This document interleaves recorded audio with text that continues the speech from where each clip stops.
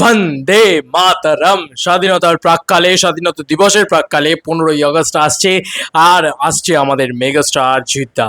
Seriously seriously, তো জিদ্দার এই just just জিনিসটা, এই জাস্ট ভাইবটা কোথাও গিয়ে আবার মনে হচ্ছে সত্যিই যেন বাঘা যতীন ফিরে আসছে, আবার মনে হচ্ছে যেন সেই ক্রান্তিকারী ব্যাপার স্যাপারগুলো ফিরে আসছে। তো কোথাও গিয়ে ভিডিও চলে এসছে, অডিও সঙের রিয়াকশন আমরা অলরেডি করেছি আমার সেকেন্ড চ্যানেল থেকে, এবং তার সঙ্গে সঙ্গে আমি অলরেডি মানে আমার ফেসবুক প্রোফাইল থেকেও আর কি অডিও সঙের রিয়াকশন করেছি। ফাইনালি আমরা এখন ভিডিও সং দেখব। তো চলো দেখা যাক, শুরু করা যাক।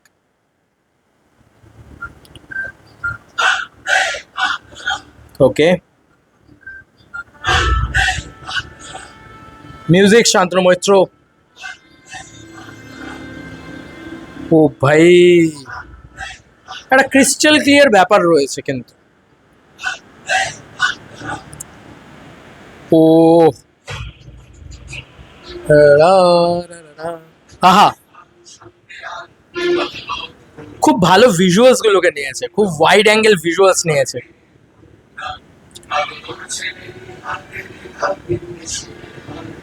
তার সাথে লেখালেখি রয়েছে, কাঠটা বাংলা বন্দুক। আমি শিখে দেব প্রাণ, তুমি চাইলে বলিদান, হাসি মুখে দেব প্রাণ। আর ভাই এই জায়গাটা চরম গুজবাম্পস ভাই।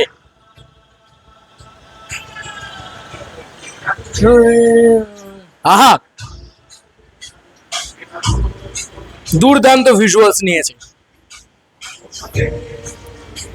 জিদ্দার পারফরমেন্স ভাই। ও জি, ও জি,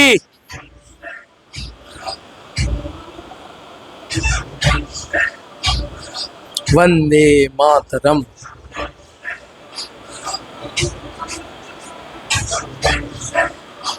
পুরো জায়গাটাকে খুব সুন্দরভাবে তুলে ধরেছে না?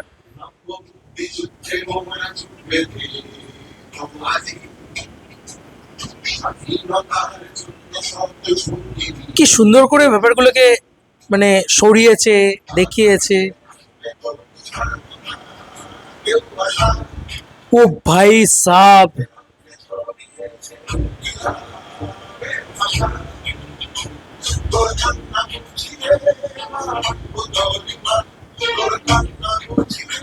দুর্দান্ত দুর্দান্ত প্রত্যেকটা ফ্রেম, প্রত্যেকে এম সেট করে দিচ্ছে, পুরো বাঘা যতীনের ফিলটা পাচ্ছি আমি। তুই চাইলে বলিদান, হাসি মুখে দেব প্রাণ। ও ভাই,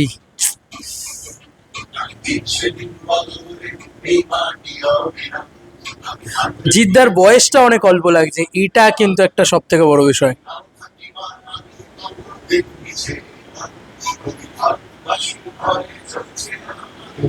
ওরে, এই একটা নেক্সট লেভেলে ছিল।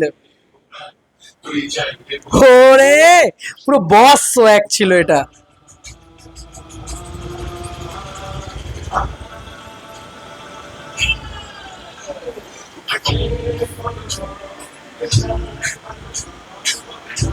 আমার সম্ভবত মনে হচ্ছে এটা মাস্টারদা সূর্য সেনেরই আখড়া।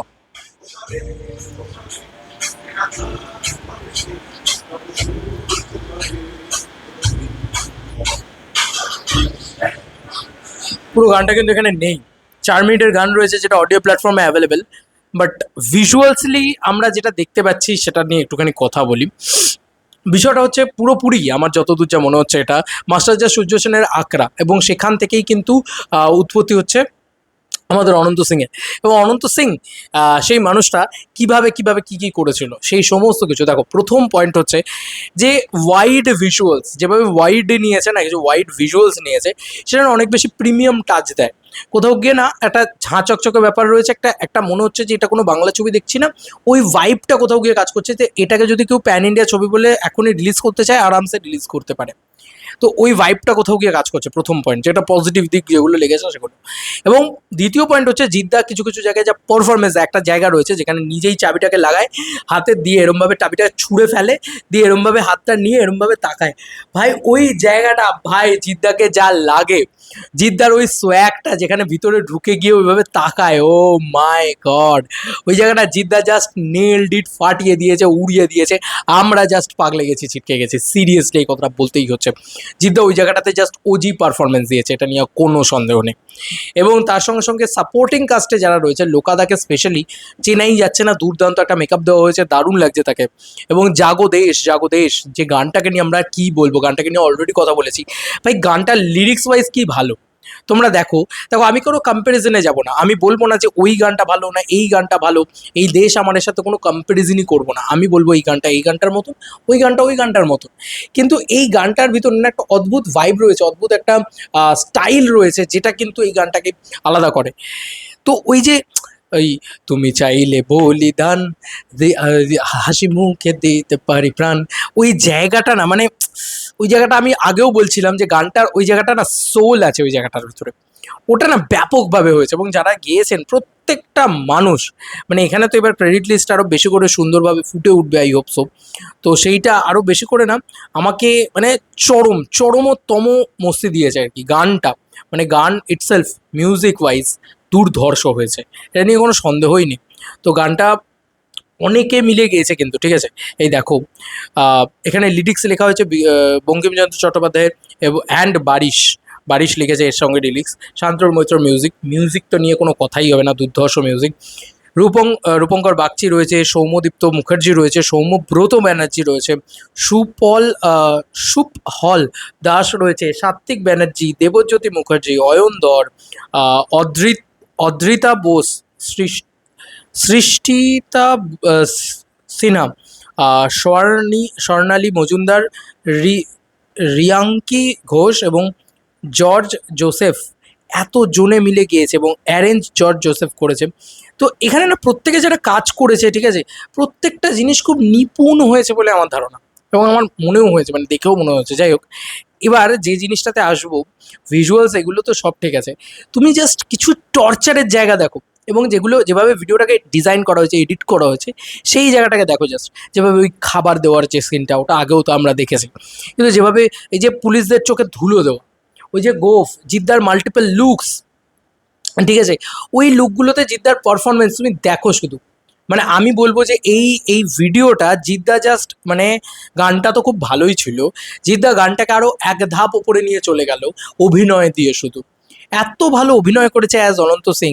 কিছু কিছু জায়গায় যেভাবে একটা মেয়েদের জায়গা রয়েছে যেখানে এরকমভাবে মাথায় হাত রাখো, ওই জায়গাটাতে জিদ্দার performance and look and all ভাই চরম লাগছে। আর জিদ্দাকে এত বাচ্চা লাগছে না, মানে এত অল্প বয়স্ক লাগছে, মানে আমি সত্যি অবাক হচ্ছি যে জিদ্দার এজটা কিন্তু অনেকটা, এবং জিদ্দার কিন্তু এতটা অল্প বয়স্ক লাগে না। মানে জিদ্দাকে এই স্পেশালি ছবির ক্ষেত্রে আমি দেখতে পাচ্ছি একটু বেশি অল্প বয়স্ক লাগছে।